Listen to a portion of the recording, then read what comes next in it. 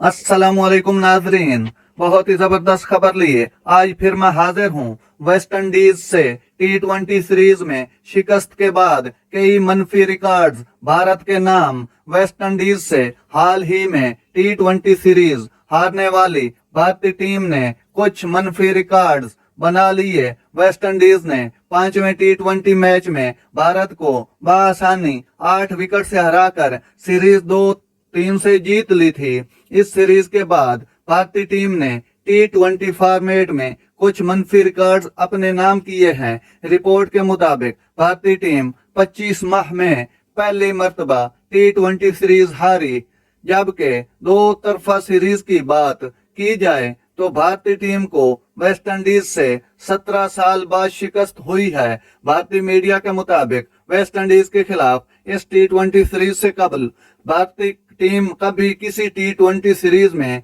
3 match नहीं हारी थी, जबकि वेस्ट इंडीज ने 5 मैचों की सीरीज में भारत को 2-3 से शिकस्त दे दी है।